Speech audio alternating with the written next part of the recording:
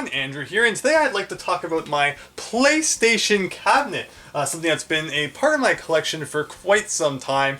People may remember, if you've been following me for a number of years now, back in 2012, when a chain of stores in Canada called Zellers closed down. I actually had the chance to get my hands on this, as well as some other Nintendo cabinets and such, and a Game Boy one that's actually right beside it. I do, in the next couple of weeks, want to go over a whole bunch of the different cabinets in my collection and kind of give an overview on what you can expect to find inside them, as well as beneath them, on top of them, and just kind of, explore what I have in my game room. So yes, this is a PlayStation, an official PlayStation cabinet that would have been used back in the day to sell PlayStation 1 games to customers. And as you can see, I have it all kind of lined up as it would have been, although of course, it's not technically as it would have been when the games were being sold. It's not like behind Bomberman here, you have a whole bunch of other copies of Bomberman. Everything is actually in alphabetical order. We're starting from the front here. You get your numbered games, then followed into A, and actually let me show you here.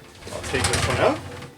So for example, the top left here we have Ape Escape, and this comes out of the cabinet just like this. So my ordering of PlayStation games is very different compared to what you'll see with some of my other consoles, where they're just very horizontal on the shelf. You can see all the ends, because I have this PlayStation cabinet, and because it was never really meant to organize a game collection, but rather to sell games. It's kind of strange the way that they're in here, but I think it looks really nice like this. So again, you'll get your games like 007 Racing and such, and those start from the front and work back, and then whatever stops there comes to the front of this row and then works its way back as well. And as you can kind of see, you kind of get B, C, E, and then all the way down. So there's even a couple of rows here that you can't see. I'll be taking the camera off afterwards, and we'll do a kind of, from my perspective, look at all of the things in the cabinet.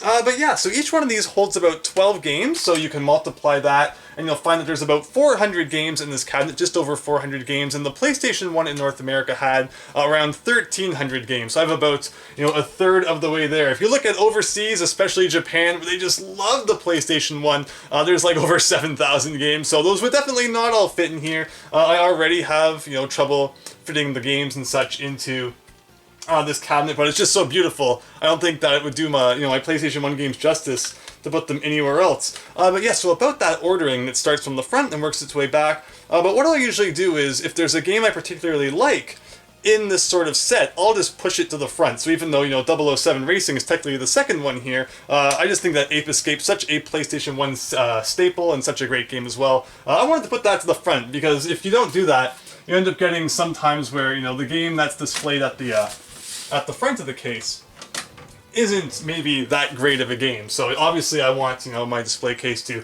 display some of the best PlayStation 1 games that I have. Also, one kind of problem with this case though is that if you want to get to the middle row, or the middle set of things, you have to take this one out and then bring this one around. So again, it's just such a cool case. It looks really great to display. It can be tough to keep everything organized, because again, say you got a whole bunch of games that start with the letter A, then you have to take pretty much everything out, put those ones in, and then push everything down. But I've always had fun organizing my collection. Just as much fun as I have collecting the games, playing the games. I just, you cannot have a massive collection like this and not also have fun keeping it organized. So I've always had a lot of fun with that. But as you can see, again, since I do like to put some of my more memorable or more staple PlayStation games in the front, you get Blasto, Battle Arena Toshinden, and of course the Crash Bandicoot games. The Crash Bandicoot games actually had variants where some of the covers would have a kind of, glossy look to them, and depending on the angle you looked at them from, the picture would change. So I have that for Crash 2, Crash 3, and also have Spyro down here, where the cover is actually shiny. So that's kind of neat. I liked when there was sometimes cover variants like that for some PlayStation games. And how this works is, when I'm putting this back into the shelf, there's actually just these two hooks that hook into or rather these two holes that hook into these two hooks that are at the back of the shelf, and that's how everything stays in there. And these could be used to hold like other types of games as well. This expands and comes out, so say it was like a thicker case, it would be good for that as well. When I take out the camera, off of the tripod, and again, I'm going to show you around some of the other things that you can't see exactly at this exact moment. Just from where the camera is, you're going to see I have a whole bunch of the big box PlayStation 1 games as well. Some people have maybe never even seen those. Of course, the the more square jewel case is more common when it comes to PlayStation 1, but back in the beginning, PlayStation 1 games actually looked more like Sega CD and Sega Saturn, with the gigantic rectangular cases that break really easy. Sometimes even cardboard cases. It's pretty cool. So again, we're going to have a look at some of those. But again, I mean, of course, Grand Theft Auto, you get those like way back on PlayStation 1. Jersey Devil, a great game. The Final Fantasy games, of course. There was a time when Final Fantasy VII for PlayStation 1 would catch like $100 price. Like 10 years ago now. Everybody was super into it. You can actually still go to Square Enix's website and buy some brand new Player's Choice Final Fantasy games. I know Final Fantasy IX is on there, Chrono Cross is still on there, the anthology ones and such. So if you're starting to build up a PlayStation 1 collection, you can actually still to this day from their official website buy some Final Fantasy PlayStation 1 games, which is pretty cool. Einhander is a very rare and obscure PlayStation 1 shooter, and I have to say, I've never really gone out of my way to collect for PlayStation 1. It's a console I grew up with. I absolutely just had so much fun with it. Games like Mega Man Legends 2, which these days are, more rare and more sought after. It was just something I grew up with. I've never really gone out of my way to spend a whole bunch of money on PlayStation 1 games, because again, as I grew up with it, I pretty much played the games I wanted at the time, and there's nothing these days I've really gone like way out there, just to spend a whole bunch of money on to pick up. I've always just kind of, been able to, thankfully, back when retro collecting was still possible, find a whole bunch of things at thrift stores. But yeah, I've never really gone and dropped like, a whole ton of money on any PlayStation games. That's why, if I had, my collection could probably be even bigger, but I'm really content with the PlayStation 1 collection that I have now.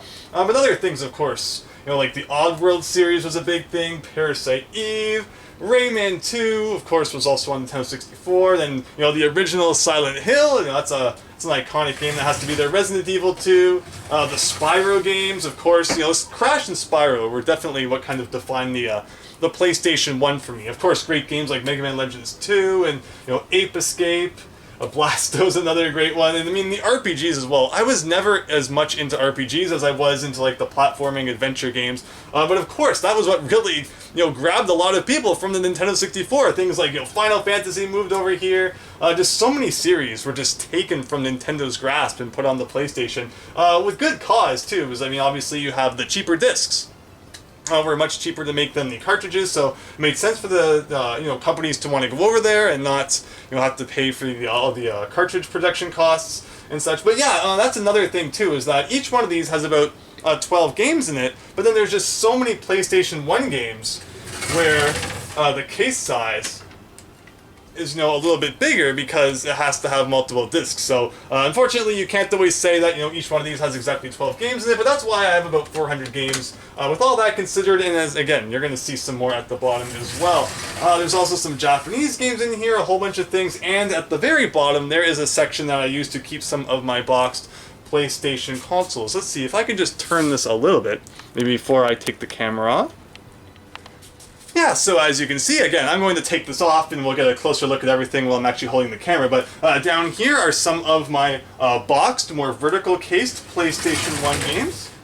Again, there's a whole bunch of things we're going to look at down here, but for instance, like the original Twisted Metal actually came in a case that's much more vertical than what you would probably expect. Unfortunately, it's like the glue is actually dried out on some of these games. They're not meant to be preserved for like 20, 30 years here. And yeah, that's just what you got on there. No disc in that one right now, but that's the kind of general idea. It's kind of cool, you get like a whole bunch of stuff back there. And yeah, that is just what some PlayStation 1 games look like. And otherwise, that's the kind of cardboard variety. And then you also get the plastic jewel case, massively horizontally, or rather vertically long ones as well that you would see a lot for like Sega CD and Sega Saturn. So you get a whole bunch of those in there, and then again you get a whole bunch, another row of games down here, like you get the Tomba games. I think Tombi in Europe for some reason. Those are very iconic PlayStation 1 games. The Tomb Raider games, of course, very iconic. Wild Arms, Worms, Xenogears, and some Japanese games right here. Again, PlayStation 1 having over 7,000 games in Japan. It's just, so massive. And a lot of those, too. You get things like, lots of Rockman games that never came over here. I love the Complete Works games. Like, look how epic, Mega Man can look. It's just so cool. But yeah, what I think we're going to do now is I'm going to take off the camera, and we're going to have a closer look at just what's going on here. And again, some things up top, some things on the bottom. So I'm going to take the camera off and see you in a second. Alright, so here it is from a different angle. So already you can see some things up top that you couldn't see before. Not all PlayStation related, but those Nintendo cubes there, they were just advertising. They fit there perfectly. A couple of things up there though, Time Crisis 2, although that's not a PlayStation 1 thing, that's a PlayStation 2 thing. And of course the sheep from, I almost said Animal Crossing, Harvest Moon. But yeah, so coming down here, what you can actually see though is that, hopefully it's obvious, is that this sign is actually backlit, and underneath you get some lights too, which plug in and shine down, making everything look really nice. We've already seen, most of these shelves and such. Again, just giving everyone a little bit of a closer look at that. Hopefully I'm holding the camera steadily enough. But what we really want to look at is coming down to the bottom here. And we have the things that you perhaps couldn't see so well on camera. So inside here we actually have, let me just open up this door so there's no glare, my Wonder Swan, which I've made a video about. That doesn't really have anything to do with PlayStation, but I don't have enough Wonder Swan stuff to make a whole case out of it, so I figured, it could stay down here and hang out with the PlayStation things. And again, my kind of big box PlayStation collection is pretty awesome. I'm really impressed with it. You definitely don't see them too often anymore. And you have to have 2 copies of Doom. Because you can actually link 2 PlayStation consoles together with a PlayStation console link cable and kind of play LAN multiplayer Doom, where each person gets their own TV as their screen, which is pretty neat. And I have the link cable in here as well. And just some odds and ends here, some random games. Like this is actually the Japanese version of Mega Man Legends Rockman Dash, which is pretty neat. PlayStation had all sorts of promotional discs and such, so a lot of those are in here. And just some odds and ends. Here we have PlayStation 1 cheating devices. So if you have an earlier model of the PS1, there's actually a port on the back that you can plug these things into, and you can use those to cheat and such. There were a lot of different revisions of the PS1. One that actually had the red, yellow, white spots on the back. That one's pretty obscure. Then one which had a slot for this, and then eventually that disappeared, and you really only get the basics back there. How about let's switch doors here as we're moving along. Also up here while I'm doing that, just some games that have yet to be able to be put away because, again, space is pretty limited inside the cabinet. So over here what we actually have is this is the Pocket Station, kind of PlayStation's response to the Dreamcast memory card, which had a screen. You can actually plug this in to the memory card slot on your PS1 and download some mini games and such like that. A golden PS2 memory card, a Tomb Raider Lara Croft shaped memory card. This is a PlayStation disc carrying case. There's a whole bunch of PS1 magazine discs in there, so they included demos and such. There were a few of these collections on the PS1 that included 3 games, like that's the Grand Theft Auto one, and there's an Electronic Arts one back there, which I think had some James Bond games, and maybe even like a Medal of Honor game, and some other promotional things. I don't go much for pop figures, but like, how can you say no to this one? Like, it's just absolutely beautiful. It doesn't look like your typical pop figure. And then moving over here, again, some more boxed cheating devices, and some Japanese odds and ends. You actually get a whole kind of tower of Japanese Final Fantasy games here. Like, where's 7? This one should be 7. Just look at the Japanese cover art for the Final Fantasy games compared to the English ones. Pretty minimal, although I think there's some, it's pretty cool, simplicity as well. And those just kind of do their job standing up there. Thankfully they don't fall because they're the kind of thicker cases. And then down here, got a PSP in the box. Here's that link cable I was talking about. Tron seems to have fallen over here. I have some other ones from that set as well, like Roll and Mega Man. But now here's that link cable that you can actually use to hook 2 PlayStation 1s together, and there were some earlier games which had compatibility for that, such as Doom, where you could play multiplayer with 2 different TVs if you had 2 PlayStations, but I don't think that compatibility was really something that hung around too long after, and just some PSP odds and ends. But going even lower than this, there's actually a base that this all sits on, which has its own kind of glass cabinet in the bottom. And down here is where I just keep odds and ends when it comes to PlayStation consoles, like we have a boxed silver and a boxed white PS2, a whole bunch of PSP boxes, some PS1 boxes, a Vita box, a PlayStation Original box, PSP Go, both black and white models in the box.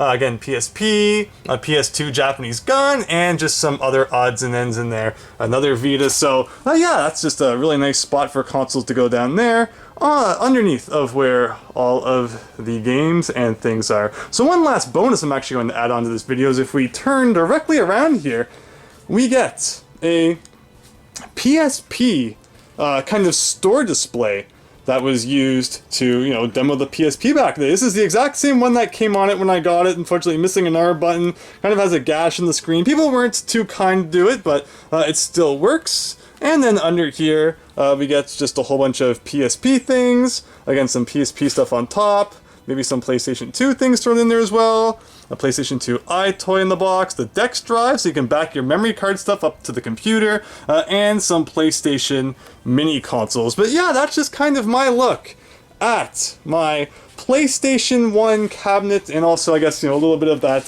PSP cabinet, which doesn't really, you know, have enough to talk about for a full video. But I hope you enjoyed that. Something I definitely wanted to talk about for quite a while, and I know that people also want to see me talk about my PlayStation 2 collection as well, so we'll probably do that at some point in the future. But yeah, this is mainly my PS1 cabinet, but again, you know, when you look in terms of consoles and stuff, also some PlayStation stuff from other generations, and I hope that you enjoyed seeing that. So thanks for watching, hope you enjoyed. Please feel free to leave your comments down below, and I hope to see you next time for something different. So thanks, and see you later. Thank you so much once again for checking out my videos. I really appreciate it, and if you enjoyed, please consider leaving a like and subscribing, as it really helps my channel out. With that said, hope to see you next time.